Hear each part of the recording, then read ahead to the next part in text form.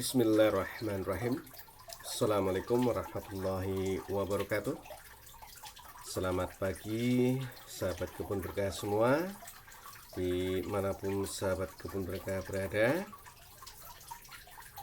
Terima kasih masih setia mendukung channel Junidiono Kebun Berkah, yang merupakan channel resmi kebun berkah.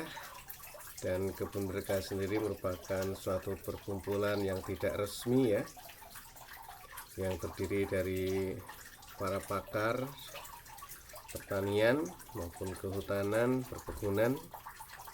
Ada juga petani baik yang individu maupun yang bergabung di dalam kelompok tani maupun gabungan kelompok tani, komunitas, serta para penghobi, pencinta ya tanaman hias dan yang lain yang alhamdulillah berkenan untuk ngariung bergabung di kebun berkah. Dan channel Junidiono Kebun Berkah merupakan channel yang menginformasikan kepada sahabat-sahabat semua terkait tentang pertanian, kehutanan, perkebunan, wisata, terutama wisata alam, Sukarobot. Itu merupakan suatu pelatihan kepada putra-putri sahabat kebun berkah yang usianya antara usia PAUD atau 4 tahun ya, sampai dengan sekolah menengah umum ya, untuk berlatih di bidang robotika, coding, dan animasi. Sahabat-sahabat kebun berkah maupun putra putrinya yang ingin melatih keahliannya, meningkatkan keahliannya, ataupun sekedar hobi, silakan mendaftarkan diri di Sukarobot Academy Bogor, yang alamat dan kontak person akan kami tulis di deskripsi video ini. Dan alhamdulillah untuk bulan Juni, dimulai 1 Juni ya yang mendatang sampai dengan Maret 2026, ada program eksklusif ya, yaitu Botani Sukarobot Education BSE, dimana adik-adik, anak-anak kita bisa berlatih coding, robotika, dan animasi di Mall Botani Square setiap minggu ya. Jadi 1 bulan sekali ya, setiap hari Minggu, bukan setiap minggu, tapi setiap hari Minggu. Silakan untuk bisa mendaftarkan diri, juga bisa menghubungi Sukarobot Academy Bogor ya. Silakan sahabat kebun berkah. Dan channel Junidiono Kebun Berkah juga menginformasikan terkait tentang kegiatan-kegiatan para petani dan produk-produk yang dihasilkan ya. Sehingga kami berharap sahabat kebun berkah berkenan untuk subscribe dan share, komen, like, tonton ya, agar channel ini terus bisa berkembang. Dan di channel ini juga menginformasikan terkait program-program pemerintah. Ada bibit gratis ya, ada bibit buah maupun kayu gratis di seluruh Indonesia. Ada juga program-program pemberdayaan masyarakat ya, dan hal-hal informasi yang lain ya. Sahabat kebun berkah, pada pagi hari ini saya akan mengetengahkan suatu topik terkait dengan hama dan penyakit pada tanaman sawo ya, dan bagaimana cara mengendalikannya. Dan alhamdulillah nih sahabat kebun berkah, saya baru mendapatkan sawo ya, ini ya, ini sawo ya. Ini walaupun tabulapot ya, tapi lumayan cukup besar ya. Ini getahnya masih mengalir ya, ini karena baru tadi pagi habis subuhan saya mendapatkan ini ya di halaman. Dan kebetulan karena halaman tidak terlalu luas, sehingga kami menanam tanaman buah-buahan pada tabula ya, tabulapot. Bekas-bekas drum maupun planter pack ya kami gunakan untuk memelihara tanaman-tanaman buah ya. Baik sahabat kebun berkah yang berbahagia, untuk materi ini kami dapatkan dari sebuah buku ya, sebuah buku yang berjudul Profil Sentra Produksi Sawo ya, yang diterbitkan oleh Direktorat Budidaya Tanaman Buah, Direktorat Jenderal Hortikultura tahun 2009 ya. Walaupun tahun 2009 buku ini masih relevan, terutama untuk mengenalkan kepada petani-petani sawo terkait hama dan penyakit serta bagaimana menanggulanginya. Sahabat kebun berkah yang berbahagia, terkait hama dan penyakit sawo ini ada beberapa hal ya yang sebenarnya juga menyerang pada tanaman lain ya, yang memang sudah pernah kita bahas, seperti kopi dan sebagainya. Dan hama ini juga menyerang tanaman tanaman sawo ya. Yang pertama adalah terkait dengan hama ya. Hama yang menyerang tanaman sawo, yang pertama adalah lalat buah dari spesies Docus sp ya. Gejala yang timbul akibat serangan Docus sp ini terdapat bintik-bintik kecil berwarna hitam atau coklat pada permukaan kulit dan daging buah sawo. Lalu daging tersebut akan membusuk ya sahabat kebun berkah. Ya, jadi lalat buah jenis Docus sp ini ya menyebabkan pembusukan buah sawo. Adapun cara pengendaliannya, yang pertama adalah dengan sanitasi ya, dengan membersihkan sisa-sisa tanaman sekitar tanaman ataupun kebun sahabat kebun berkah. Ya, karena Docus sp ini seringkali suka dengan kondisi-kondisi yang terlalu lembab karena banyak tanaman ya, sehingga perlu dibersihkan. Yang kedua adalah dengan membungkus buah sawo sejak dari stadium muda, atau istilah orang Jawa bilang itu masih pentil ya. Masih pentil, buahnya dibungkus dengan kertas pembungkus ataupun plastik pembungkus ataupun dengan pembungkus-pembungkus lainnya sahabat kebun berkah. Yang ketiga yaitu dengan memasang perangkap ya lalat buah yang mengandung zat metieguinol ya. Kemarin kita sudah membahas zat perangkap ini. Silakan sahabat kebun berkah bisa mengecek di video kami Entraktol ya, bagaimana cara membuatnya, bagaimana cara memasangnya sudah diterangkan. Yang keempat adalah menyemprotkan perangkap lalat buah seperti Promar ya, yang dicampur dengan insektisida kontak atau sintetis ya.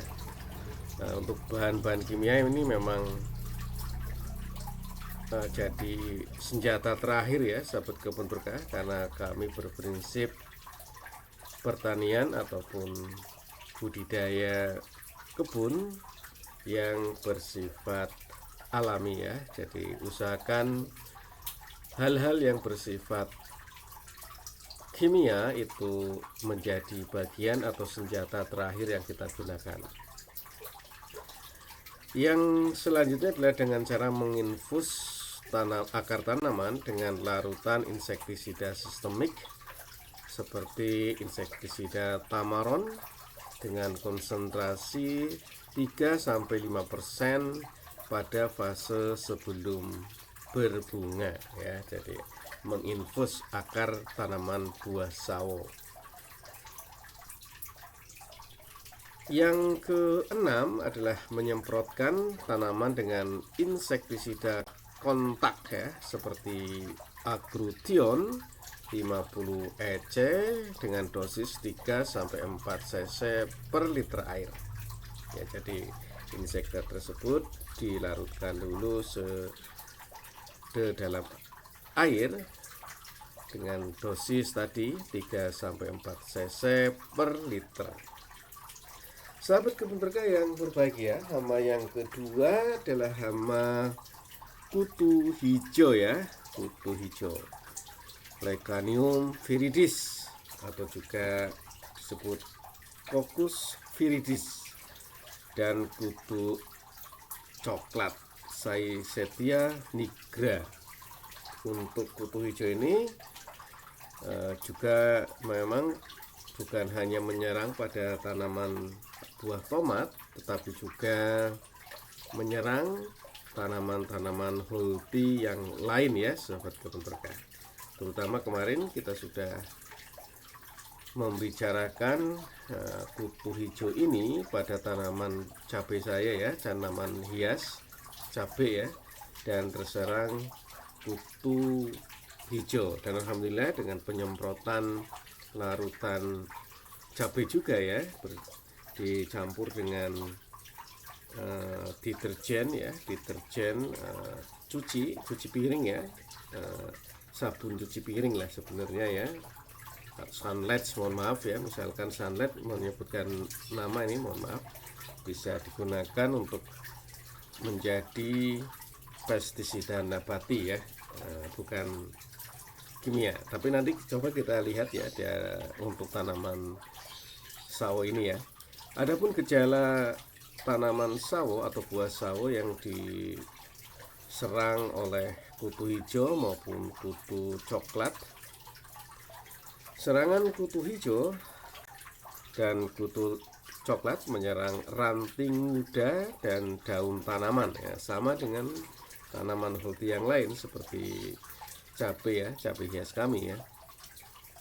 Dengan cara menghisap cairan yang terdapat di dalam daun ya. Selain menghisap cairan, kutu-kutu ini, kutu coklat dan kutu hijau, juga menghasilkan embun madu yang dapat mengundang kehadiran semut ya. Ya, memang semut ini juga bisa memindahkan kutu hijau maupun kutu coklat dari satu tempat yang lain ke tempat yang lainnya. Nah, ini simbolis mutualisme ya. Jadi semut dapat madu, sedangkan kutu hijau maupun kutu coklat bisa berpindah-pindah tempat karena dibawa oleh semut ini. Adapun cara pengendaliannya adalah dengan penyemprotan insektisida seperti diasinon 60 EC dengan dosis 1-2 cc per liter air, atau basudin 50 EC dengan dosis 2 cc per liter air yang disemprotkan langsung ke kutu-kutu tersebut. Ya, jadi kalau kami sih berprinsip pengendalian secara alami terlebih dahulu, yaitu menggunakan pestisida nabati ya, yang tadi sudah saya ceritakan sebelum melakukan pengendalian hama melalui hal-hal yang bersifat kimia. Itulah sahabat kebun berkah, 2 atau 3 hama ya yang sering menyerang tanaman ataupun buah sawo ya. Sahabat kebun berkah, yang selanjutnya adalah terkait tentang penyakit ya, penyakit yang sering menyerang pada tanaman atau buah sawo. Yang pertama adalah jamur upas ya. Penyebab jamur upas ini adalah sejenis jamur dari jenis Corticium salmonicolor ya. Spora jamur menular dengan cara atau dengan melalui hembusan angin. Adapun gejala dari serangan jamur ini adalah munculnya miselium tipis berwarna mengkilap seperti sutera atau perak pada batang sawo ya. Adapun pengendalian penyakit yang diserang oleh jamur Corticium salmonicolor yaitu dengan cara menggosokkan bagian yang terserang jamur sampai hilang ya. Bekas luka gesekan diolesi dengan cat meni ya, atau ter atau carbolineum ya, terpentin ya, dioleskan. Yang kedua bisa dengan penyemprotan dengan fungisida yang mengandung bahan tembaga berkadar tinggi seperti Cupravit OB21. Ataupun secara mekanik bisa langsung dipotong ya, dipotong bagian yang terkena jamur tersebut. Penyakit yang kedua sahabat kebun berkah adalah jamur jelaga. Ini disebabkan oleh jamur Capnodium sp. Capnodium sp. Adapun gejala dari tanaman atau buah sawo yang diserang oleh Capnodium sp ini adalah warna hitam seperti beludu yang menutupi permukaan daun sawo, dan serangan lebih lanjut dapat menutupi seluruh daun dan ranting sawo. Bahaya sekali ya sahabat kebun berkah. Adapun cara pengendaliannya adalah dengan melenyapkan serangga yang menghasilkan embun madu terlebih dahulu dengan insektisida ya. Tadi ada kaitannya berarti dengan kutu hijau maupun kutu coklat ya, ada kaitannya ini ya. Yang kedua adalah melakukan penyemprotan dengan fungisida seperti Antrakol 70 WP dengan dosis 2 gram per liter atau Ditanen M4580 WP dengan dosis 1,8 sampai 2,4 gram per liter airnya. Sahabat kebun berkah yang berbahagia, yang ketiga adalah busuk buah ya, busuk buah yang disebabkan oleh jamur ya. Jamur penyebabnya adalah jamur Phytophthora palmivora ya, jamur Phytophthora palmivora. Gejalanya timbul bintik bercak kecil berwarna hitam atau coklat pada kulit buah, kemudian menyatu secara tidak beraturan dan daging buah membusuk serta berair, dan kadang-kadang buah juga berguguran sahabat kebun berkah.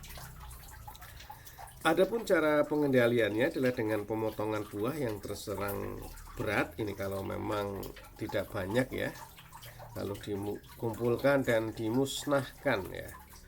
Jikapun sudah terserang masif ya, maka bisa dengan menggunakan metode kimia, yaitu dengan menggunakan fungisida Detane M4580 WP dengan dosis 1,8 sampai 2,4 gram per liter air.